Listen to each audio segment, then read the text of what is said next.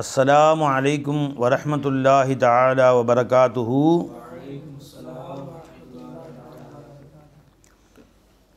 सल्लु Alan नबी अल्लाहुम्मा सल्लि अला सय्यिदिना मुहम्मदिन व अला आलि सय्यिदिना मुहम्मदिन व बारिक व सल्लिम अलैहि।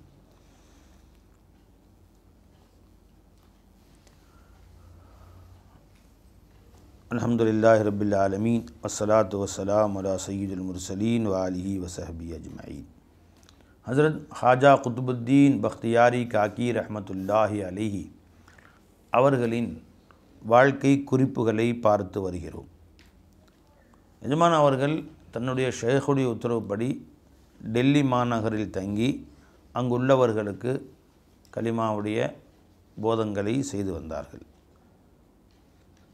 வாய்ப்பு கிடைக்கும் பொழுதெல்லாம் அஜ்மீர் ஷரீஃப் சென்று தன்னுடைய ஷேக நாயகம் ஹாஜா முயினுத்தீன் சிஷ்டி அஜ்மீரி ரஹ்மத்துல்லாஹி அலைஹி அவர்களை கண்டு அவர்களோடு தங்கி வருவார்கள்.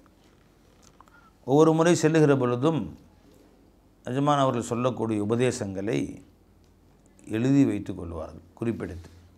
அதை பின்காலத்தில் அவர்கள் புத்தகமாக வெளியிட்டார்கள். என்னுடைய ஷேகநாயகம் எனக்கு வழங்கிய அறிவுரைகள் அப்படின்னு சொல்லி. அந்த மாதிரி எஜமான் அவர்கள் தன்னுடைய ஷேகநாயகத்துடைய குறிப்புகளை எழுதுகிற பொழுது ஒன்று சொல்கிறார்கள். ஒரு முறை என் ஷேகநாயகம் சொன்னார்கள், மௌத்து மட்டும் இந்த உலகத்தில் இல்லைன்னு சொன்னால் இந்த உலகத்தில் வாழ்க்கை கசந்து போய்விடும் என்று சொன்னார்கள். வாழ்க்கை இனிமையாக இருக்காது, உலகம் வாழ தகுதியற்றதாயிரும் அப்படின்னு சொன்னாங்க. என்ன அப்படி அர்த்தம்? மௌத்து இல்லைன்னா உலகம் வாழ முடியாது. எந்த அடிப்படையில் சொல்கிறாங்க? எப்படி? எந்த அடிப்படையில் சொல்லுங்கள் பை?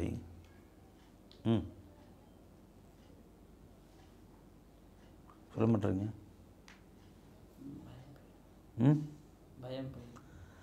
பயம் கல்விட்டு போயிடும் மூத்து இல்லைன்னா. அது சொல்கிறான்.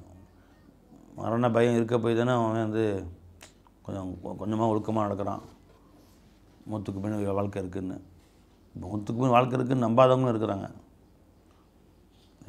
மரணம் இருக்கிறதுனால கொஞ்சம் ஒழுக்கமாக வாழ்கிறாங்க. இல்லைன்னா ஒழுக்கம் இல்லாமல் எல்லோரும் அனைத்து அட்டகாசமும் பண்ண ஆரம்பிச்சிடுவாங்க அப்படின்னு சொல்கிறோம். நீங்கள் சொல்லுங்கள். ஒழுக்கம் கிடைக்கும். கொஞ்சம் அடுத்து செயல் செய்யும்போது ஒரு பயம் மனசில் மூத்துன்ற பயம் மனசில் இருக்கும். அதனால வந்து மக்கள் கொஞ்சம் ஒழுக்கமாக வாழ்கிறாங்கன்னு சொல்கிறாங்க. இது பல அர்த்தங்களில் சொல்லலாம். இது எஜமானுடைய வாசகங்கள். ஒன்று வந்து இப்போ யாரும் மௌத்தாகலையும் வச்சுங்க, ஆதமலை சார்ந்து யாரும் மௌத்தாகலைன்னு வரைக்கும் யாராவது வாழ முடியுமா உலகத்தில் சொல்லு? இடம் பத்துமா? ஆதம சங்காலத்திலேருந்து இப்போ 800 கோடி பேர் இப்போ இருக்கிறாங்க. 40 வருஷத்துக்கு அத்தனை பேர் மூத்தா போயிடுவாங்க. இன்னும் 50 தலைமுறை போயிடும். ஒரு தலைமுறை 30 வருஷம்தான் கணக்கு. திரும்ப 800 கோடி பேர் பிறந்துடுறாங்க. 800 கோடி பேர் அப்படி இருந்தாங்க. திரும்ப 800 30-40 வருஷம் ஒருக்கு அப்படி வந்து ஆதமலை சார்ந்து இது வரைக்கும் யாரும் மூத்தாலேன்னு வச்சுக்கோங்க. இன்னும் இப்ராஹிம் அலைஹிஸ்ஸலாம் வந்துட்டு இருக்கிறாங்க. இன்னும் மூசா அலைஹிஸ்ஸலாம் இருக்கிறாங்க. ஈசா அலைஹிஸ்ஸலாம் இருக்கிறாங்க. நம்ரூது, ஃபிரௌன், ஹாமான், ஷத்தாத், அபூஜஹல், அபூலஹப் சஹாபாக்களும் வந்துட்டு நம்மளாம் என்ன கதியாக வருது? துனியா மாதிரி இருக்குமா? உலகத்தில் வாழ முடியாது. வாழ்வதற்கு தகுதியற்ற இடமே. எனவே அந்த காலத்தில் இந்த வரைக்கும் எத்தனை பேர் இருந்தாங்கன்னு வச்சுங்க. மரணித்து அடுத்த சமூகம், ஒரு மரணித்து அடுத்த சமூகத்தை அல்லா தாலா புது வாழ்க்கையை எல்லாம் கொடுத்துக்கிட்டே இருக்கான். மரணம் மட்டும் இல்லை என்றால் உலகம் வாழ தகுதியற்றதாக ஆகிவிடும் அப்படின்னு சொன்னாங்க. இன்னும் எல்லோரும் உட்காந்தாங்கன்னா இவர் வந்து என்னுடைய 85வது தாத்தா அவர் உட்காந்துருக்காரு. எங்கள் அத்தாவுடைய 85வது தாத்தா. அவர் வந்து 117வது தாத்தா இன்னும் அங்கே பாட்டியா அம்மாடி. இது என்ன கதி ஆகும்? உடல் ஆஃபியத் எப்படி இருக்கும்? அத்தனை பேருக்கு உட்கார வச்சு கழுவிட்டு யாருக்கு முடியும்?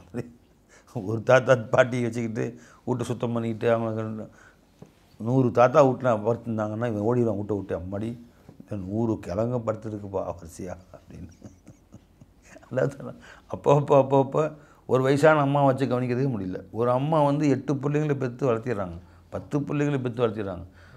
10 பேரும் சேர்ந்து ஒரு அம்மாவை பார்க்க முடியுதில்ல. அம்மாவை ஏன் பார்க்க முடியல, நீ வச்சுக்கோ, நீ பார்க்க முடியல அவங்களோட நம்புற, அவங்க பார்க்க முடியல அவங்கள்ட்ட அனுப்பிட்டு அந்த அம்மா அல்லாட்ட மூத்தா போக துவா செய்யுது. கடைசியில் 10 பிள்ளைங்க பெற்று ஒருத்தையும் என்னை ஒழுங்காக கவனிக்க மாட்டேங்கிறாங்க அப்படின்னு. 10 பேருக்கும் அம்மா கழுவி வளர்த்தாங்க, உடம்பு கழுவி சுத்தம் பண்ணி தீத்தி. ஒரு அம்மாவுக்கு 10 பேரும் சேர்ந்து ஆணோ பொண்ணோ சேர்ந்து உணவு ஊட்டி சுத்தம் பண்ணி வளர்க்குறதுக்கு முடியல. இதுதான் துனியா. அதனால் அந்தந்த நேரத்தில் மௌத்து வந்துடுறது ரொம்ப பெரிய மேலானது. அதனால் பெருமானார் ஸல்லல்லாஹு அலைஹி வஸல்லம் அவர்கள் அஊது பிக்க மினல் ஹரம், முது பருவத்தை விட்டு உன்னிடம் பாதுகாவல் தேடுகிறேன். அஊது பிக்க மின் அறுதலில் உமுர், வயது முதிர்ந்த பருவத்தை அடைந்து பிறருக்கு பாரமாக இருக்கிறத விட்டு பாதுகாவல் தேடுகிறேன் சொல்ல கேட்டிருக்கிறாங்க. சொல்ல அல்லாஹ் மத்தினா பி அப்சாரினா வ அஸ்மாயினா வ கூவத்தினா மா ஹைத்தனா, யாரெல்லாம் எங்களை நீ வாழ வைத்து கொண்டிருக்கும் காலமெல்லாம் எங்கள் சுய கூவத்தோடு சக்தியோடு வாழவை, கண்ணு பார்வையோடு காது கேட்குற சக்தியோடு கைகால் சலாமத்தோடு வாழச்சி, அப்படி கொண்டு போயிரு. பெருமானார் துவா செஞ்சுருக்காங்க.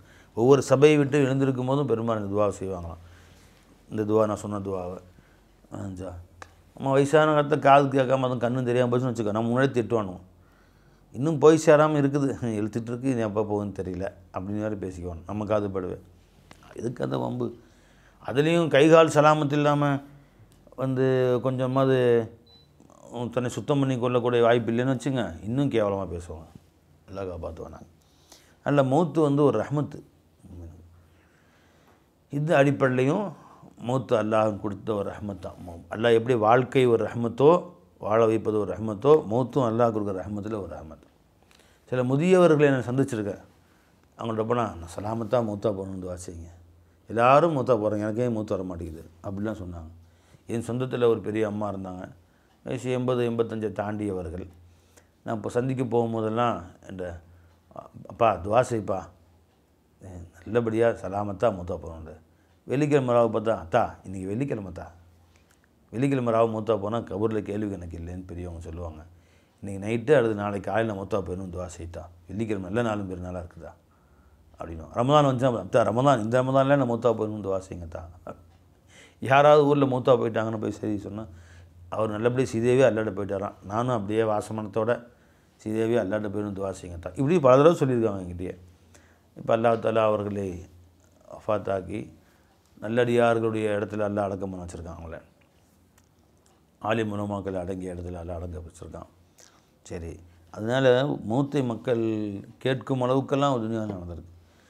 இப்போ மரணம் என்பது அதுவும் அல்லாஹ் கொடுக்குற ரஹமத் அப்படின்னு சொல்லி ஹாஜா நாயகம் சொல்லியிருக்கிறாங்க. மௌத்து இல்லை என்றால் இவ்வுலகில் வாழ்வதற்கு ஒரு இன்ட்ரெஸ்ட் இருக்காது அப்படின்ட்டாங்க. ஏன்னா மௌத்து பிரிவு இருக்க போகும்போது தான் மனுஷனுக்கு காதலே வரும், அன்பே வரும். பிரிந்து விடுவோமோ என்ற பயம் அன்பை மனிதனுக்கு அதிகரிக்கும். அது மட்டும் இல்லை, ஏதோ என்மேல் அவர் வருத்தமுற்று விடுவாரோ, என்னை விட்டு பிரிந்து விடுவாரோ, என்மேல் நாராஜாக விடுவாரோ என்ற அச்சம் இருக்கும்போது அன்பு அந்த அன்பு காதல் கூடிக்கிட்டே இருக்கும். பிரிவு இல்லை அப்படிங்கும்போது அது பிரிவு, அதை பற்றி வராது. நினச்சிங்களா, ஒரு பையனுக்கு அவன் பையனுக்கு ஏதாவது ஒன்று துடிச்சு போயிடுறான், அவன் பஞ்சாதிக்கு தலை வலிக்குதுன்னா என்னாச்சு ஏதாச்சு நெஞ்சு வலிக்குதுன்னா துடிச்சு போயிடுறாங்க அப்படின்னு. ஏதாவது சாவே மாட்டார், நெஞ்சு அப்போ தான் வலிக்கும், கொஞ்சமாக கடை அப்படின்னு கண்டுக்கவே மாட்டாங்க. சாவே இல்லை அப்படிங்கும்போது கண்டுக்கவே மாட்டாங்க, அதை பற்றி யோசிக்கவே மாட்டாங்க. பிரிவு மனிதனுடைய வாழ்க்கையை இனிமையாக ஆக்கும். நம்ம இப்போ எத்தனை பேர் நீங்கள் கேள்விப்பட்டிருப்பீங்க, அவங்க கல்யாணத்துக்கு முன்னாடி காதல் கொள்ளும் போது அவ்வளோ பிரியமாக இருந்திருப்பாங்க. கல்யாணம் முடிச்ச பின்னாடி பார்த்தா ஆளே மாறிட்டாருங்க அப்படின்னு. முந்தி எப்படி இருந்தார் அப்படி, நான் இல்லைன்னா துடிச்சு போயிடுவார், டெய்லி ஃபோன் பண்ண 10 ஃபோன் போடுவாப்பில் ஜி, அப்படி 2 வருஷம் காதல் கொண்டோம், அவ்வளோ காதலிச்சுட்டு இருந்தோம், அப்படி பிரியமாக இருந்தோம், கடைசியில் கல்யாணம் முடிச்ச பின்னாடி 2 நாள்லேயே சாத்துறாரு அப்படின்னு. அப்படிலாம் நிறைய பேர் ரிசல்ட் வருது. கல்யாணம் முடித்த பின்னாடி அந்த பாசம் போயிடுது. ஏன் தெரியுமா? அதுக்கு ஒரு காரணம் என்ன தெரியுமா? காதலில் ஒரு பயம் இருந்துச்சு. இந்த காதல் நம்ம வெற்றி பெறுமா வெற்றி பெறாதா, சேருவோமோ சேர மாட்டோமா, பிரிஞ்சு போயிடுவோமோ என்ன அவனுக்கு தெரியலையே, அந்த பயனால த்ரில்னஸ் இருந்துச்சு. அது கல்யாணம் முடிச்சு இனி வாங்கினாலும் இவதானா,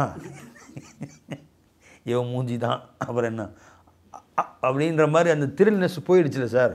அதனால அந்த இன்ட்ரெஸ்ட்டும் போயிடுது அவங்களுக்கு. சரி அந்த ஆக்கி தொலை என்ன, சரி அந்த மொச்சக்கொட்டை தானே இன்றைக்கி சரி வச்சு தொலை அப்படின்னு.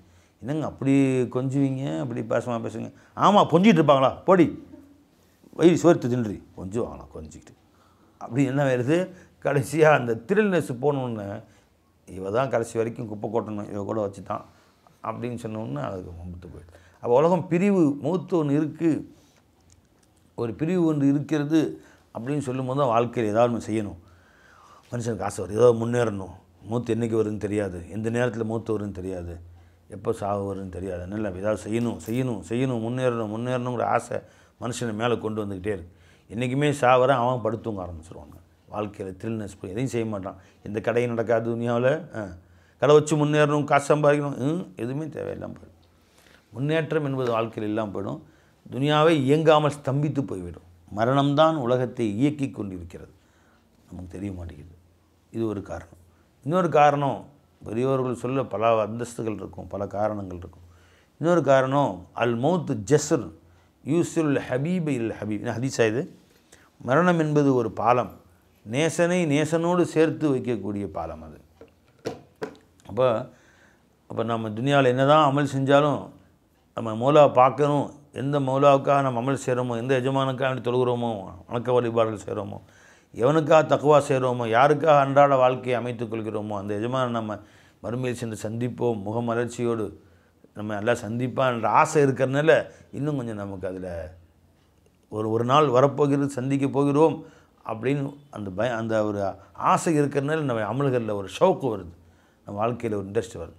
அவனை என்றைக்குமே சந்திக்க முடியாதுப்பா அப்படின்னு சொன்னால் பயம் போயிட்டு ஆச்சுங்களா. பிள்ளைங்களாம் அசரத்து வந்து நான் சொல்லிட்டு போகிறேன், இன்றைக்கி நாளைக்கு லீவு, நாளைக்கு சாயந்தரம் வந்துடுவேன் இப்போ அப்படின்னா, எனக்கு காலையிலேருந்து நம்ம என்ன செஞ்சாலும் சாயந்தரம் வந்து நம்மளை விசாரணை செய்வார்கள், சர்க்கார் வந்துடுவாங்க, முதல்வர் வந்து நம்மளை கேட்பார்கள், நாசிர் வருவாங்க, முதலாளி வந்துடுவார் அப்படின்னு பயம் இருக்க போய் அந்த ரொம்ப அதவாக நடப்பாங்க. கடையில் முதலாளி இருக்கார், அவர் வராட்டியும் சாயந்தரம் டெய்லி சாயந்தரம் வந்துடுறார், காலையிலேருந்து ஒழுங்காக எல்லாம் நடந்துக்கிட்டு இருக்கும், எல்லாம் ஒழுங்காக போயிட்டுருக்கும். அவர் இறந்து போயிட்டார், முந்தி மாதிரி இருக்க மாட்டானுங்க. இப்போ முதலாளி இல்லாமல் போயிடுச்சுன்னு சொன்னால் ஆளுக்கு ஒரு பக்கமாக பேச ஆரம்பிச்சோம், இனிமேல் வரவே மாட்டார்ல அப்படின்னு. அப்போ அவர் சந்திப்போம், நமக்கும் அவருக்கும் ஒரு சந்திப்பு இருக்கிறது, விசாரணை இருக்கிறது. இன்னும் இலேனா ஐயாபகம் சும்மா இன்னும் அலைனா ஹிசாபகம், ரப்பின் பக்கமே நம் மீளுதல் இருக்கிறது, அவன் பக்கம் நம்மை முன்னிறுத்தி கேட்பான் அப்படின்னு ஒரு அச்சம் இருக்கும்போது இந்த வாழ்க்கையே நம்ம வந்து சீராக அமைத்து கொள்ள வேண்டும் என்ற ஆசை உண்டாகும். இப்போ ரப்பை சென்று சந்திக்க போகிறோம் என்ற பயம் ஒன்று, காதலர்களுக்கு என் காதல் ஒரு காலம் கைகூடும் என்ற ஆசை ஒன்று. இது கைகூடவே கூடாது அப்படின்ற அந்த காதல் இன்பம் இருக்குமா? இன்பமே இருக்காது. அவை ஒருத்தன் காதல் கொள்கிறான் எதுக்காண்டி? அடைவோம் என்று ஒரு நாள், இன்றைக்கு இல்லாவிட்ட ஒரு நாள் அடைவோம் என்று உறுதி இருந்தால்தான் ஆசை வரும். அவை ஒருத்தர் உங்களுக்கு என்ன ஆசை இருக்குதுன்னு கேளுங்களேன், என்ன சொல்லுவாங்க? ஏதோ ஒரு ஆசை சொல்லுங்களேன். ஒரு வீடு கட்டணும் ஒரு ஆசை, ஹஜ்ஜுக்கு போகணும் ஆசை, ஒரு மஸ்ஜிது கட்டணும் ஒரு ஆசை. இதெல்லாம் நடக்க வாய்ப்பு இருக்கா இல்லையா? எது நடக்க வாய்ப்பு இருக்கோ, சான்ஸ் இருக்கோ, அதன் மீது தான் ஆசை வரும். இது நடக்கவே இல்லை, உனக்கு என்ன ஆசை இருக்குது? நான் சந்திர மண்டலத்தில் போய் அங்கே வீடு கட்டணும், ரொம்ப காலமாக ஒரு ஆசை. அதில் அப்படி யாரும் சொல்கிறாங்களா? ஏன் சொல்ல முடியல? நடக்காக முடியாது. செவ்வாய் கிரகத்துக்கு போய் நான் கொஞ்ச நாள் குடியிருக்கணும், அப்படி ஒரு ஆசை அப்படின்னு. இதெல்லாம் யாருக்கு கல்வியில் ஆசை வராது, சும்மா கற்பனை வேணால் செய்யலாம். ஆசைன்னு சொல்ல முடியாது. பேராசை வருமா? வராது. ஆசை எப்போ வரும்? அது ஒரு நாள் இல்லாவிட்டால் ஒரு நாள் அடைந்து விடுவோம் அப்படின்னு ஆசை வரும். அப்போ அல்லா மேலே எப்போ ஆசை வரும்? எஜமான ஒரு நாள் பார்க்க தான் போகிறோம். ஒரு நாள் வரும், இன்ஷால்ல நமக்கும் வரும், நமக்கு முன்னாடி வரும். இப்போ எப்படி என்கிட்ட நீங்கள் பேசுகிறீங்களோ அப்படி ரப்பிட்டு பேசுவீங்க நீங்கள். அப்படி நான் அவங்கள்ட்ட பேசுகிற மாதிரி, நீ என்கிட்ட பேசுகிற மாதிரி என் ரப்பிட்ட பேசுவோம், என் எஜமான்ட்ட, என் மௌலாட்ட பேசுவோம். யாருக்காக வாழ்நாள்லாம் வாழ்ந்து கொண்டு இருந்தோமோ, யாருக்காக நம்முடைய வாழ்நாளும் தொழுது கொண்டு இருந்தோமோ, அந்த எஜமான்ட்ட இப்படி நேருக்கு நேர் பேசுவோம். நேருக்கு நேர். சத்தரவுன ரப்பக்கும், வல்லாஹி அல்லாஹ் மீது ஆணையாக உங்கள் ரப்பை நீங்கள் கட்டாயமாக பார்ப்பீர்கள். கமா தரவுனல் பத்ர கமர லைலத்தல் பத்ர், எப்படி முழு நிலா அன்று பௌர்ணமி என்று முழு நிலாவை நீங்கள் பார்க்கிறீர்களோ அப்படி உங்கள் ரப்பை நீங்கள் பார்த்தான் பார்ப்பீர்கள். அல்லாஹ் நம்ம அனைவருக்கும் நசீபாக்குவானாங்க. அந்த ஆசை எப்போ ஒரு காதலன் மனதிலே துடிக்கிறதோ அப்போ ஒவ்வொருத்தருக்கும் ஆசை வரும். ஒவ்வொருத்தருக்கும் அந்த அமல்களில் அவனை எப்படியா சந்திக்கணும். கல்லா இன்னஹும் ரப்பிஹிம் யௌமஇதில் லமஹ்ஜூபூன், ஒரு நேரம் வரும் அந்த மறுமை நாளிலே சிலரை விட்டு அல்லாஹ் அந்த முகத்தை திரையிட்டு கொள்ளுவான். யா அல்லாஹ், அந்த திரையிட்ட கூட்டத்தரோடு என்னை சேர்த்து விடாதே, உன்னை தரிசிக்கிற பாக்கியத்தை கொடுன்னு ஆசை வரும். இப்போ இறப்பு வந்து காதலர்களுக்கு, இறை நேசர்களுக்கு எப்படா வரும்னு காத்துட்ருப்பான். ஏன்? இறந்த பின்பு தானே நம்ம அல்லாவை பார்க்கலாம், ரசூலுல்லாவை பார்க்கலாம். பிலால் ரலியல்லாஹு அன்ஹுக்கு மௌத்து நேரம் வந்துருச்சு, எல்லாம் சுற்றின்னு அழுகுறாங்க. சக்கராத்து லாஹூ போகிறாங்களே அப்படின்னு. எஜமா சிரிச்சிட்டு இருக்காங்க. கதன் அல்கல் அஹிப்பா முஹம்மதும் வசஹபா. இதோ இன்னும் ஒரு சில கணங்கள் தான். இவ்வளோ காலம் காத்துட்டு என் ரசூல்லா பிரிஞ்சு எவ்வளோ நாள் ஆயிடுச்சு. என் ரசூல்லா என்னை விட்டு போட்டு, என் அபூபக்கர் என்னை விட்டு போயிட்டாங்க, என் உமர் என்னை விட்டு போயிட்டாங்க. இதோ இன்னும் சில மணி நேரங்கள் தான் அவர்களை சென்று சந்திக்க போகிறேன் அல்லவா, என் ரசூலை சந்திக்க போகிறேன். கதன் இதோ சற்று நேரத்தில், நாளை நாள், இன்று உங்களோடு இருக்க, நாளை என் ரசூல்லாவோடு இருக்க போகிறேன். கதன் அல்கல் அஹிப்பா முஹம்மதும் வசஹபா. என் காதலர்களை, என் நேசர்களை சந்திக்க போகிறேன் நாளை. இன்று உங்களோடு உட்காந்துருக்க, நாளைக்கு அவங்களோட உட்காந்துருப்பேன். முஹம்மதும் வசஹபா, என் ரசூல் ஸல்லல்லாஹு அலைஹி வஸல்லம் அவர்களோட சஹாபாக்களோடு இருப்பேன். அது பிலால் நாயகம் வந்து மௌத்து நேரத்தை சிரிச்சுட்டே சொல்கிறாங்க. அப்போ இறை நேசர்களுக்கு வந்து மௌத்துக்கு ஒரு ஆசைப்படுறாங்க. மறுநே பே குர்பா ஹூ தாக்கே தேக்கும் கபரு மே சூரத்து மாரி மயவாரி தும் பர் ஜாவு நபீஜி. எப்போ கபரில் யார சொல்ல இங்கே தான் உங்களை பார்க்க முடியல, கபரில் உங்களை அல்லாஹ் காட்டுவான். அதில் எப்படா அந்த கபருக்கு போகிறான்னு ஆசையை துடிச்சிக்கிட்டு இருக்கிறேன். மௌத்தை நான் நேசிக்கிறேன். ஏன் மன்னரையில் என் மன்னரை பார்க்க வேண்டும் என்பதற்காக. மன்னரையில் எங்களுடைய மன்னராகிய மன்னர் முஹம்மது ரசூலுல்லாஹி ஸல்லல்லாஹு அலைஹி வஸல்லம் பார்க்க வேண்டும் என்ற ஆசையில் தான் நான் மௌத்தை நேசித்து கொண்டிருக்கிறேன். இப்போ ஒரு மௌத்து வந்து காத்து கொண்டிருக்கிறேன்னு சொன்னாங்க அலஞ்சபை. சரி, அப்போது எஜமான் அவர்கள் சொல்லுவார்கள், வந்து மனிதனும் இறப்பும் மனிதனுடைய வாழ்க்கை இனிமையாக்கும் என்று எஜமான் அவர்கள் சொன்னார்கள். ஒரு முறை எஜமான் பேசிகிட்டு இருந்தாங்க, அஜ்மீர் நாயகம் பேசிகிட்டு இருக்கும்போது சொன்னாங்க, நான் இங்கே அஜ்மீரில் அல்லாஹ் என்னை இங்கே வச்சது இந்த இடத்தில் அடக்கமாக வேண்டும் என்பதற்காக வேண்டித்தான் அல்லாஹ் என்னை இங்கே வச்சுருக்கிறான். இன்னும் ஒரு சில நாட்களில் நான் இந்த உலகத்தொட்டு போயிடுவேன் அப்படின்னு எஜமான் அவர்கள் சொன்னார். சொல்லிவிட்டு, எனக்கு பின்பு இந்த சிஸ்தியா சில்சிலாவை நடாத்துவதற்காக வேண்டி ஒரு ஹிலாஃபத் நாமாவை தயார் செய்து அதை நீங்கள் வந்து குதுபுத்தீன் பக்தியாரி காக்கி ரஹ்மத்துல்லாஹி கொடுத்துருங்க என்று அவர்கள் சொன்னார்கள். அப்போது எஜமான் அவர்கள் இந்த மாதிரி சொன்ன உடனே, நீங்கள் டெல்லி போங்க, இந்த எனக்கு பின்பு இதை நீங்கள் தான் எனக்கு பின் சில்சிலாவை நடத்தணும் அப்படின்னு சொல்லி என்னுடைய ஞானோபதேசங்களை நீங்கள் சொல்லி வாருங்கள் அப்படின்னு சொல்லி எழுதி கொடுத்து அவங்க டெல்லிக்கே அமுச்சு வச்சாங்க. தலையில் தொப்பி போட்டு அவங்க துவா செஞ்சு. அப்போ ஷேக் விட்டு பிரிஞ்சு போகிறோமே, திரும்ப பார்க்க வருவோமோ அப்படின்னு சொல்லி எஜமான் தேம்பி அழுகுறாங்க. அப்போ அஜ்மீர் நாயகம் சொன்னாங்க, எப்பா எனக்கு என்னுடைய முன்னோர்கள், இன்னும் ஷேகுமார்கள் ரசூல் ஸல்லல்லாஹு அலைஹி வஸல்லம் அவர்கள் வழி வழியாக வந்த இந்த ஞான பீடத்தை, இந்த ஞான வழியை உன்னிடத்தில் நான் ஒப்படைக்கிறேன். அதை பரிபூர்ணமாக பாதுகாத்துக்கொள், அதற்குரிய முறைப்படி பாதுகாத்துக்கொள். இது சொல்லிட்டு அஜ்மீர் சொன்னாங்க, மறுமை நாளில் நான் உன்னிடத்தில் ஒப்படைத்தை பற்றி நான் தலை குனிந்து விடாவண்ணம் நடந்து கொள்வாயாக என்று தன்னுடைய ஹலீஃபாப்பா சொன்னாங்க. உன்ட்ட இந்த ஞானத்தை ஒப்படைக்கிறேன், என்னை ஹலீஃபாவாக்குறேன். கியாமத்து நாளில் என்னுடைய ஷேഖெலாம் இருப்பாங்க. அவங்க முன்னாடி போய் இவர்கிட்டயா இந்த சில்சிலாவுடைய எவ்வளோ உயர்ந்த பாரம்பரியம், தேவப்பெரிய அவுலியாக்கள் கௌசு நாயகம் முஹீதீன் நாடகை, தேவப்பெரிய அவுலியாக்கள் வந்த பரம்பரை, இந்த பரம்பரையை போய் இவர்கிட்ட ஒப்படைச்சையா என்று மறுமை நாளில் என்னுடைய ஷேகுமார்கள் என்னை பார்த்து கேட்கும் அளவுக்கு, அவங்க முன்னாடி தலை குனிஞ்சு அளவுக்கு நீ நடந்துக்காதப்பா அப்படின்னு சொல்லி அனுப்பிச்சா. ஒவ்வொருத்தரும் யோசிக்கணும், எந்த பாரம்பரியத்தில் அல்லாஹ் நம்மளை கூட்டிகிட்டு வந்தான், எந்த சில்சிலாவில் அல்லாஹ் நம்மளை கூட்டிகிட்டு வந்திருக்கிறான். காதிரியா சிஸ்தியா சில்சிலாவில் ஆயிரக்கணக்கான மகான்கள் உள்ள பாதை, அதில் நமக்கு ஒரு பொறுப்பு அல்லாஹ் கொடுத்தான்னு சொன்னால் அதற்கு ஒரு கேவலம் வருவது போன்று நடந்து கொள்ளாதே. என் ஷேக் நாயகம் எங்களே பார்த்து சொன்னாங்க, எப்பா ஹலீஃபாக்களை பார்த்து, என் தாடி நரைச்சி போச்சு, ஜி இருக்கா, தாடி ஃபுல்லாக வெள்ளையா, ஒரு முடி கூட கருப்பு இருக்காது, ஃபுல்லாக நரைச்சி போச்சு. என்னுடைய ஹலீஃபாக்கள் முரீதுகள், நீங்கள் என் பெயருக்கு கேவலம் வர்ற மாதிரி நடந்துக்காதீங்க. அல்லாஹ் பற்றி சொல்லி தாடி நரைச்சிருச்சு, ஏன்னா இந்த ஷேகுடைய முரீதாக்கம் அவர் என்று என்னை பார்த்து கேலி செய்யும் அளவுக்கு உங்கள் செயல் இருக்கக்கூடாது, மரியாதை காப்பாற்றுங்க அப்படின்னு சொல்லிட்டு என் ஷேகனா எனக்கு சொன்னாங்க, தாடி நரைச்சி போச்சுப்பா, என் மரியாதையை நீ காப்பாற்று. அதனால உன்னுடைய செயல்களை கொண்டு உன் ஷேகை தான் சொல்லுவாங்க, அவர்கிட்ட தான் முரீது வாங்கியிருக்கிறாராக்கும், முரீது வேறு வாங்கிட்டார், இன்னும் அவர் செயல் பாருங்கள் எப்படி இருக்குது என்று கேலி செய்வார்கள். புரிஞ்சுங்களா பை, இவர் செய்ததுனால அவர் ஷேக கேவலம் உண்மையிலே கிடையாது, இவருக்கு பொறுப்பு இவர் தான் பதில் சொல்லக்கூடியவராக இருக்கிறார். புரிஞ்சுங்களா. ஆனாலும் மக்கள் என்ன செய்வாங்க, ஷேகோடு நிஸ்பத்து பண்ணி பேசுவாங்க. புரிஞ்சுங்களா. ஒரு மனிதர் என்கிட்ட வந்தார். உங்கள் சர்க்காருடைய முரீது ஒருத்தர் சாராய்க்கல்ல போய் டெய்லி சாராயம் குடிச்சிட்டு வர்றார். ஒருத்தர் வந்து இதான் சொல்லி கொடுத்தாலும் அவங்க ஷேக்கு அப்படின்னு. அப்புறம் சாராயம் குடிக்கிறதுக்கு யாரை குறை சொல்கிறாரு? அவரை குறை சொல்லாமல் இவர் தான் முறிது கொடுத்ததாக்கும் உங்கள் ஷேக்கு முறிது கொடுத்தாராக்கும் அப்படின்னு. நான் சொன்னேன், இங்கே வாடாங்க, இங்கே வா. இவர் முதல்ல அல்லாஹுடைய அடிமையாக இல்லையா? ஆமாம், அல்லாஹுடைய அடிமை. அல்லாஹ் குடிக்க சொன்னானா? குடிக்க வேணான்னு சொன்னான். குடிச்சாரா இல்லையா? நீ இவர் தான் அல்லாஹுடைய அடிமையாக கேட்க வேண்டியதானே. அல்லாஹ் குடிக்க வேணான்னு குடிச்சாரா இல்லையா? சரி, ரசூலுடைய உம்மத்தா இல்லையா? ரசூலை குடிக்க சொன்னாங்களா இல்லையா? குடிக்க வேணாம்னு சொன்னாங்களா இல்லையா? குடிக்க வேணாம்னு சொன்னாங்க. குடிச்சாரா இல்லையா? இப்போ நான் அல்லாஹ் கேவலமா? இவர் குடிச்சனால அல்லாஹ் குடிக்க வேணான்னு தான் சொன்னான், இவர் குடித்தார். யாருக்கு கேவலம்? இவருக்கு கேவலமா அல்லாஹ் கேவலமா? சரி, ரசூல் குடிக்க வேணான்னு சொன்னாங்க, குடிச்சாரா இல்லையா? இப்போ இவருக்கு கேவலமா ரசூலா கேவலமா? இவருக்கு தான் கேவலம், ரசூலா கேவலம் கிடையாது. இப்போ என் ஷேகை குடிக்க வேணான்னு சொல்லி முறிது வாங்கினாங்க, மது அருந்த மாட்டேன்னு குடித்தார். என் ஷேகை எப்படி கேவலம் வராது? குடிக்க வேண்டாம் சொன்னேன். அவங்க குடின்னு சொல்லி குடித்தா தானே என் பேச்சு. கிறுக்க மாதிரி பேசுகிறேன். எது குறை செஞ்சாலும் இதுதான் அவன் ஷேக் சொல்லி கொடுத்தாங்களா அப்படிங்கிறது.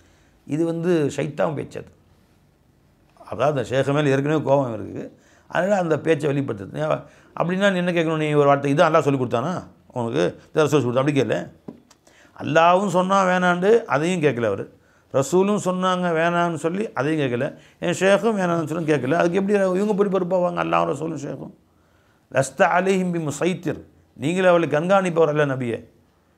வதக்கிர் இன்னமா அந்த முதக்கிர், நீங்கள் சொல்லுங்கள், சொல்வது உங்கள் கடமை. லஸ்த அலைஹிம் பி முசைத்திர், ஒழுங்காக செய்கிறானா இல்லைன்னு கண்காணிக்கிற பொறுப்பு உங்களுக்கு இல்லைன்னா. அதுதான் என் ஷேக்குன்னு செஞ்சான். இந்த செய்யன்னு சொன்னாங்க, செஞ்சால் அவருக்கு நல்லது, செய்யலைன்னா அவருக்கு தான் கெட்டது. என் ஷேக்குக்கு அப்படி கேவலம் வராது, வரவே வராது. ஒரு காலம் அதனால் என் ஷேக்குடைய பேர் கெட்டு போகாது. போடா வேலையை பார்த்துட்டு நினச்சிங்களா? அப்போ மக்கள் ஆனால் என்ன சொல்லுவாங்க உடனே? இன்னாருடைய முறிது அவர் தான் அடையாளம் காட்டுவாங்க இல்லையா? அதனால் பிறரும் என்னை கேலி செய்வது போல் நடந்து கொள்ளாதே. எப்போ இந்த சில்சிலாவுக்கு வந்துட்டியோ இதுக்குரிய முறைப்படி உன்னை நீ மாற்றிக்கோ, உன்னை நீ மாற்றிக்கோ அப்படின்னு என் ஷேக் நான் சொல்லிவிட்டு, தாதா சர்க்கார் சொன்ன ஒரு சம்பவம் சொல்லி காமிச்சாங்க. மன்னர் அவுரங்கசீப் பாதுஷா இருந்தார். அவர் காலத்தில் அவர் சபையில் சிரிப்பு காட்டுறதுக்கு ஒரு வச்சுருந்தாராம். இவர் விகடகவி, விகடகவின்னு சொல்லுவாங்க. ஏதாவது அப்பப்போ மன்னர் கொஞ்சம் டென்ஷனாக இருக்கும்போது அவர் கொஞ்சம் ரிலாக்ஸ் பண்ணி வர்றதுக்காக. ஒரு நாள் போகிற விஷயத்தில் ரொம்ப டென்ஷனாக இருக்கிறாரு. அந்த நேரத்தில் சிரிப்புக்காரங்க அதை செய்ய சொல்கிறார். அவர் அது சிரிப்பு இன்னும் கொஞ்சம் கடுப்பாயிருச்சு. சும்மா இருக்கிறியா அப்படின்னு திரும்ப சொல்லியிருக்காரு, நீ கண்ணு பண்ணி நிற்காத போ அப்படின்ட்டார். அப்போ ஒரு மன்னரே, எல்லாத்துக்கு முன்னாடி எனக்கு கேவலப்பட்டு துரத்துறீங்க, ஒரு நேரம் அவர் நீங்களே என் காலில் உழுக வைக்கிறேன் பாருங்க உங்களே அப்படின்ட்டார். அவர் சொல்லிட்டு போயிட்டார். யார்? அந்த விகட கவின்னு சொல்கிறவங்க, அதாவது தமாஷ் பண்ணக்கூடியவர் அரஞ்சபாய். அரசருடைய சபையில் என்ன சொல்லுவாங்க ஒரு பேர்? அக்பர் பீர்பால்லாம் இருப்பாங்களா, அந்த மாதிரி அரசர் சபையில் கொஞ்சம் அரசருக்கு வந்து ஒரு தமாஷ் பண்ணக்கூடியவர். அவர் பேர் என்ன சொல்லுவாங்க, உருதில் மறந்து போச்சு எனக்கு. ஆக அந்த மனுஷன் போயிட்டார். போய் இத்தனை பேர் தாடி, பெரிய தாடி, ஒட்டு தாடி ஏற்படுத்திட்டார். தலைமுடித்த பெருசு வச்சு மலையில் உட்காந்துட்டார். தேவி தசிமணி. அந்த காலத்தில் சூஃபியாக்களை மதிப்பாங்க ஜனாங்க. சூஃபியாக்கள் ஒரு மரியாதை இருந்துச்சு. அல்லாஹ் அல்லாஹ் அல்லாஹ் அல்லாஹ் அல்லாஹ் அல்லாஹ் அல்லாஹ் அதுக்கெல்லாம் உட்காந்துட்டார். இப்போ ஜனம் ஒருத்தர் 2 பேரும் கேள்விப்பட்டு போய் அவர்கிட்ட துவா செய்கிறாங்க, நல்லா போய்டும் அப்படின்னு. நல்லா போயிடுது. 10க்கு 4 பேர் நல்லா போதானே செய்யும் நினச்சிங்களா? உடனே எல்லோரும் புகழ் பெற்றாங்க. பெரிய சூஃபி மகானம் வந்திருக்காங்க, சதா அல்லாவுடைய சிக்கர் தான். கூட்டம் கூட்டமாக சாரியாக வர்றாங்க. நிறையா துவா செய்கிறார். நிறையா சில பேருக்கு கபூலும் ஆகுது, நடக்க தானே செய்யும். சில பேருக்கு அது 10 நாள் நடக்க தானே செய்யும். இன்னும் எல்லோரும் பரப்பி விட்டுறாங்க. அப்போ மன்னருக்கு கொஞ்சம் காலம் 6 மாதம் ஆயிடுச்சு. மன்னருக்கு ஒரு பிரச்சனை, ஏதோ ஒரு இடத்துக்கு போகணும், போகிற விஷயமே எதுவும் தெரியல. இது எஜமான்ட்ட துவா வாங்கிட்டு போகணும் மற்றவங்களாம் சொல்கிறாங்க. மந்திரிக்கும் பெரிய மலையில் ஒரு மகான் இருக்காங்க, மாபெரும் அவுலியா, அவங்கள்ட்ட போய் துவா வாங்கிட்டு ஆசீர்வாதம் வாங்கிட்டு நீங்கள் போக நடக்கும். மன்னர் ஹதியாக்கள்லாம் தட்டில் தங்கம் வெள்ளி ஒரு தட்டில், வைரங்கள்லாம் ஒரு தட்டில். பெரியவங்களை பார்க்கும்போது சும்மா போகக்கூடாதுல்ல அப்படின்ட்டு கொண்டு போய் மலை மேலே ஏறி போய் காணிக்க காலில் எல்லாம் வரிசை அடிக்க வைக்கிறார். அவங்க மோன நிஷ்டையில் அப்படி இருக்கிறாங்க. கண் திறவாது அஸ்போதிட்டு அல்லாஹ் அல்லாஹ் அல்லாஹ் மன்னர் பவ்யமாக முன்னாடி வச்சுட்டு இப்படி தலை குனிஞ்சு நிற்கிறார். எப்போ கண் திறப்பாங்க மகான் அவர்கள் அப்படின்ட்டு. அவர் ஓரக்கண்ணை பார்த்து தான் இருக்கார் கத்தியம். யார் அது மன்னரே வந்துட்டார் கடைசியில் அப்படின்னு.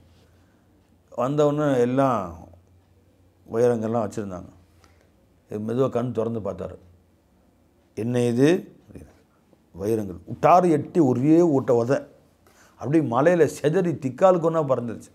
ஒரே உத.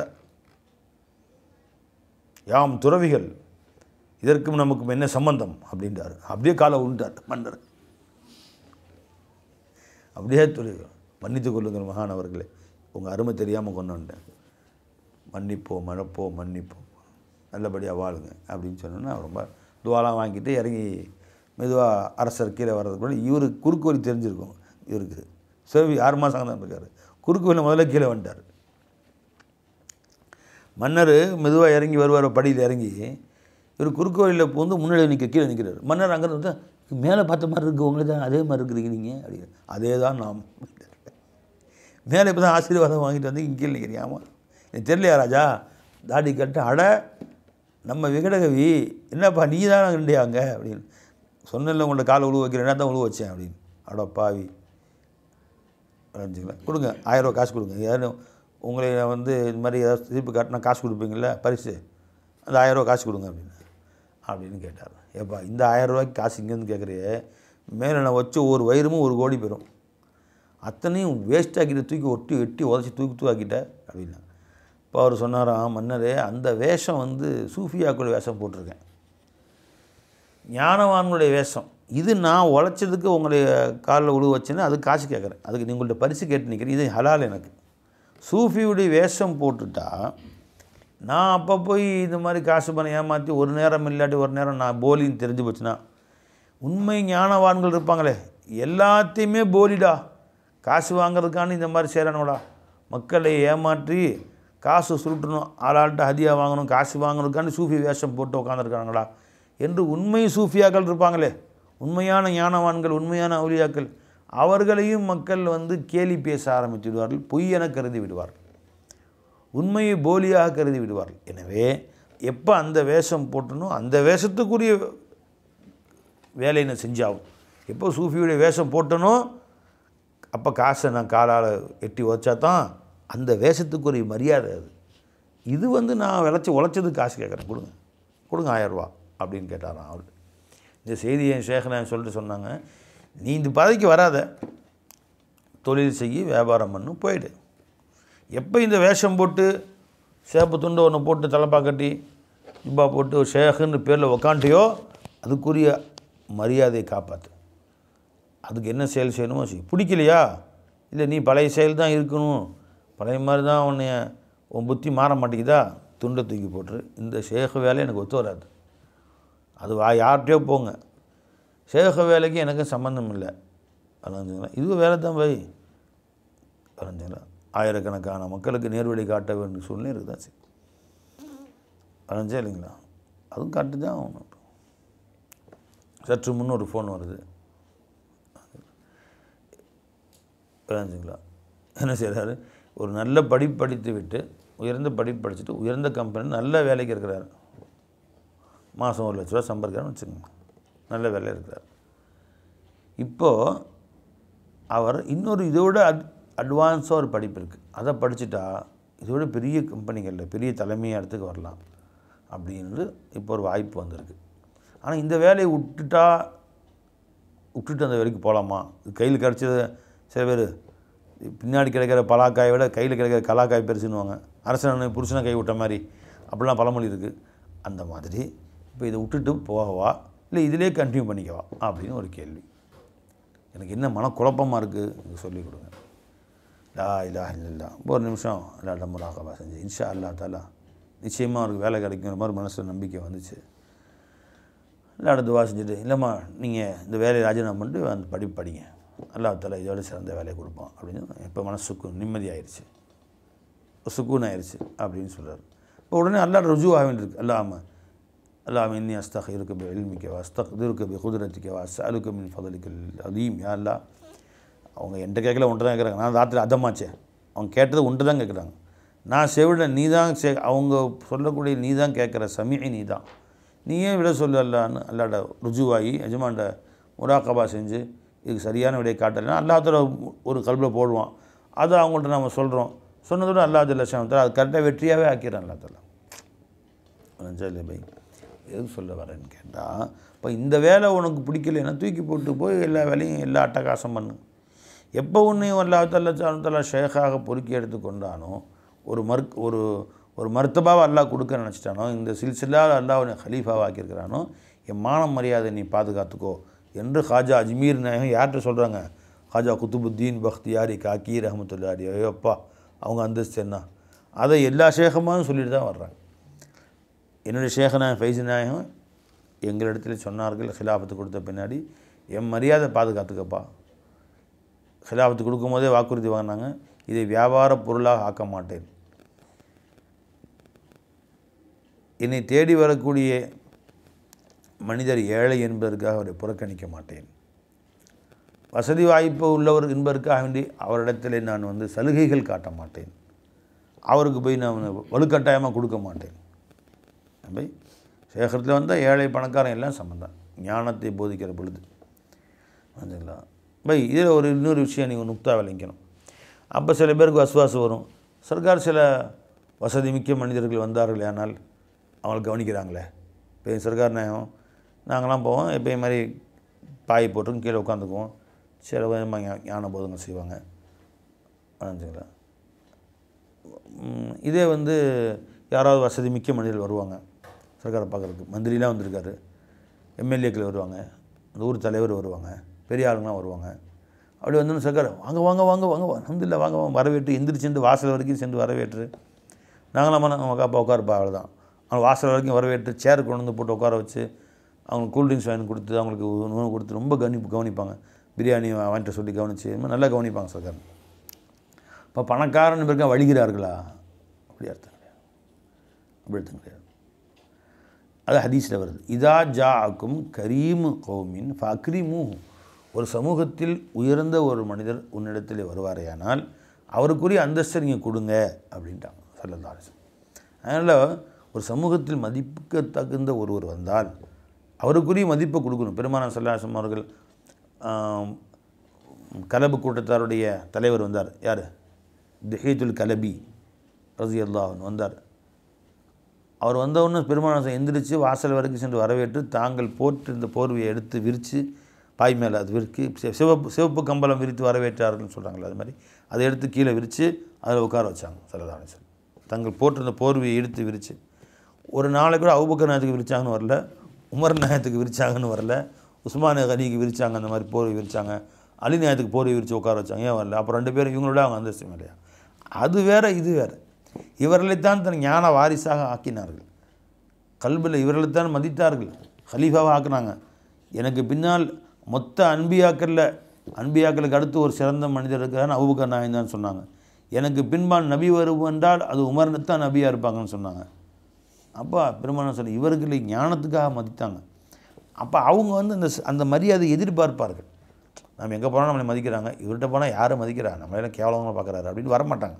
அவளை வரவழைத்து கண்ணியப்படுத்தி அமிச்சோன்னா சந்தோஷப்பட்டு நபி இடத்துல தேடி சென்றோம், என்னை ரொம்ப கண்ணியப்படுத்தினாங்க, ஒரு சிறந்த ஒழுக்கமுள்ள நல்ல மனிதராக இருக்கிறார்கள், யாரையும் கேவலெல்லாம் படுத்தலை அப்படின்னு சொல்லுவாங்க. அவர்கள் கூட்டத்தில் அத்தனை பேரும் இஸ்லாத்துக்கு வந்துடுவாங்க. அதே மாதிரி திஹீத்துல் கலபியை கண்ணியப்படுத்தினார்கள் ரஸியல்லாஹு அன்ஹு. சுமார் 800 பேர் இஸ்லாத்துக்கு வந்துட்டாங்க எல்லோரும். அப்போ ஒரு சமூகத்தில் ஒரு தலைவர்கிட்ட வந்தார்னா அவர் கண்ணியப்படுத்தி தான் வேணும். இப்போ இந்த ஊரில் பெரிய கோடீஸ்வரர் இருக்கிறாரு மனஞ்சவை, அவர் வர்றாரு, தாலீம் வாங்கறதுக்கானே வர்றாரு. என்னுடைய சாதாரண முறிதுன்னா எல்லா முறிதும் தான் பார்த்து ஒரு அசத்து வர்றாங்க, அவர் அசத்து வர்றாங்க, பள்ளி இமாமா இருக்காங்க, வாங்க அசத்து உட்காருங்க, இந்த அவர் வந்திருக்காரு, அவர் பேசி அமைச்சிட்டு உங்களை பார்க்குறேன். நான் முதல்ல 5 நிமிஷத்துக்கு முன்னாடியே வந்துட்டேன், திடீர்னு அவர் வந்தோடனே என்னை புறக்கணிச்சிட்டு அவர்கிட்ட பேசிகிட்டு இருக்கிறாங்க, அப்படியே அர்த்தம் கிடையாது. நீங்கள் இன்றைக்கும் வருவீங்க, நாளைக்கு வருஷமும் வருவீங்க, நான் ஃபோன் அடிச்சு கூட வரல, நான் எடுத்து கூட வரலாம், எப்போ வேணால் வந்து பார்க்கலாம், பக்கத்து பள்ளிவாசல் தான். நீங்கள் காலையிலேருந்து லுஹருக்கு ஃபஜருக்கு வந்தால் லுஹர் வரைக்கும் உட்காந்துருக்கலாம். அவருக்கோ 1000 வேலைகளை விட்டு 4 மாதத்துக்கு ஒரு தடவை தான் டைம் கிடைக்கும். 5 நிமிஷம் தான் வந்தாலும் 10 நிமிஷம் தான் வர முடியும். வராரு. இப்போ அவரை வந்தால் உட்கார வச்சு ஏசி போட்டுட்டு உட்கார சேரை போட்டு கரெக்டாக என்ன குடிக்கிறீங்கன்னு கேட்டு கண்ணியப்படுத்தி அந்த 10 நிமிஷம் பேசி அனுப்பிச்சிட்றோம். அனுப்பிச்சிட்டு அடுத்து ஒன்று தான் பேசுவாங்க. அவருக்குரிய கண்ணியத்தை கொடுக்க வேண்டும் என்று மார்க்கம் சொல்லித் தருகிறது. ஜெயலலிதா. அதனால் இதுக்கு என்ன அர்த்தம் இல்லை, பணக்காரன்ட்ட வழிகிறாங்கன்னு அர்த்தம் கிடையாது. அவர்களை வழிப்படுத்துறதுக்காக வேண்டி, நெறிப்படுத்துவதற்காக வேண்டி, அவர்களுக்கு நேரம் ஒதுக்குவதற்காக வேண்டி நினச்சிங்களா, அவங்களுக்கு நேரம் ஒதுக்கி அவங்களுக்கு கொஞ்சம் நேரம் அனுப்பிச்சிட்டு அப்புறம் நம்ம வழக்கமாக உள்ள மற்றவர்கள்ட்ட பேசலாம். இது ஹவுசுல்லாஹ் முஹீதீன் நாட்டையும் அப்படி தான் செஞ்சாங்க, பெரும்பாலாரும் அப்படி தான் செஞ்சாங்க, சஹாபாக்குடைய வழிமுறையும் அப்படி தான் இருந்துச்சு, எல்லா ஷேகுமார் வழிமுறையும் அப்படி தான் இருந்துச்சு. அவர்களுக்குரிய கண்ணியத்தை கொடுக்கறது வேறு, கேவலப்படுத்துறதுங்கிறது ஜாயிஸ் இல்லை மார்க்கத்தில். அரசர் வந்தார்னா அவருக்குரிய கண்ணியம், மந்திரி வந்தார்னா அவருக்குரிய கண்ணியம். அந்த முஹீதீன் நாண்டகை சபைக்கு பெரும் பெரும் ஞானவான்கள் வருவாங்க, சூஃபியாக்கெல்லாம் வருவாங்க. வெளியே உட்காந்துருப்பாங்க, நிஜமாக ரூமில் உட்காந்துருப்பாங்க, கதவே திறக்க மாட்டாங்க, நாட்கணக்கில் பேசக்கூட மாட்டாங்க. சில பெரியவர்கள், சில வெளிநாடுகள்லேருந்து சில அரசர்கள், மந்திரிகள், கோடீஸ்வரர்கள் வருவாங்க, வச்சுங்களா, அவங்க வந்து பெருமை உள்ளே கூப்பிட்டு பேசி அனுப்பிச்சி வச்சுருவாங்க. சில பேர் கேட்டாங்க, நிஜமான என்ன நீங்கள் உங்களை தேடி வந்த ஞானிகள், பெரும் பெரும் சூஃபியாக்கள் வெளியே காத்துட்ருக்கேன், அவங்கள்ட்ட பேசுறது இல்லையா? நான் 24 மணி நேரம் கல்பில் பேசிட்டு தான் இருக்கேன், அவங்களுக்கு என் ஃபைசான் அவங்களுக்கு ஓடிட்டு தான் இருக்குது. அவர்கள் யாராவது கல்பில் தீய என்ன வந்தாலும் கூப்பிட்டு எச்சரிக்கை சரி சிந்தனையை மாற்று அப்படின்னு 24 மணி நேரமாக அவங்க கல்போட தொடர்பு இருந்துகிட்டே இருக்குது. இவருக்கு அந்த அளவுக்கு ஞானத்தில் வரல. இவர் ஜிஸ்மன் பேசினா தான் பேச்சா கருதுவார் அவர், வாயால் பேசினா தான் பேச்சு அவருக்கு. அவரை பேசி திருத்தி அவரை நாம் சொல்வதன் மூலமாக எத்தனையோ மக்களுக்கு நன்மை. நீ போய் இந்த மாதிரி செய்யுங்க, ஷாலா அல்லாஹ் ஃபஸலை கொண்டு நீங்கள் அந்த ஊர் மக்களெல்லாம் எல்லாருக்கும் வரி தள்ளுபடி பண்ணிடுங்க, அவங்க கஷ்டப்படுறாங்க, அந்த விவசாயிகளுக்கு இந்த வருஷம் வரி வாங்காதீங்க அப்படின்னு அந்த ஊருக்கே நம்மளுக்கு மதித்து வராரு, என்ன சொன்னாலும் கேட்பார்.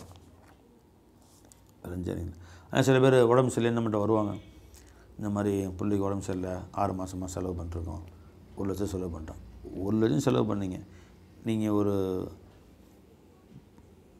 வாரம் 10 பேருக்கு சாப்பாடாக்கி உங்கள் ஊரில் ஏழைகளை தேடி கொண்டு போய் கொடுங்க, நல்லா ஷிஃபாவாக்கிடும், ஆனால் துவாவதுன்னு சொல்லி அனுப்பிச்சிடுறோம். அது மாதிரி சேராங்க, ஷிஃபாவாயிருது. அதை கொண்டு எத்தனையோ பேருக்கு நாம் பலன் தரலாம் இல்லையா? அதனால் நல்லா ஒரு நுணுக்கமான வித்தியாசம் ரெண்டுக்கும் விளங்கி, பணக்காரனுக்காக வேண்டி வழிவது, பணக்காரனுக்காக வேண்டி சலாம் சொல்வது, ஒருவன் செல்வந்தன் என்பதற்காக வேண்டி அவனுக்கு முன்னால் நீ பணிவு செய்தால் உன்னுடைய மார்க்கத்தில் 3/2 பங்கு போயிருச்சுட்டாங்க சொல்லதான். கோடீஸ்வரன் என்பதற்காக வேண்டி அவர்கிட்ட பணிவு காட்டுற விளைஞ்சுங்களா, அது எப்போ அதுக்கு என்ன வித்தியாசம்னா, இவன்கிட்ட பணிவு காட்டுவதன் மூலமாக ஏதேனும் நம்ம கிடைக்கும்னு ஆதரவு வச்சா அந்த மார்க்கத்தில் 3/2 போயிடுச்சு. ஏன்னா இவன் நாஃபியாக விளங்கிட்டேன், லாராக விளங்கிட்டேன். இப்போ இவர்கிட்ட பணிவு காட்டுவதன் மூலமாக இவருடைய அந்தஸ்தை உயர்த்தணும், மக்களுக்கு பிரயோஜனமாக இருக்கணும். அப்போ என்னுடைய சுயநலம் இல்லை. இப்போ பணக்காரன் வர்றான், அவர்கிட்ட வணிஞ்சால் நமக்கு நாளைக்கு ஏதோ கொடுப்பான், நமக்கு ஒரு கார் வாங்கி தருவார், காசு வருவாருன்னு இருந்துன்னா இந்த பணிவு ஜாயிஸ் இல்லை. ஒரு நஃப்ஸுக்காக வேண்டி அவர்கிட்ட பணிஞ்ச மாதிரியாச்சு.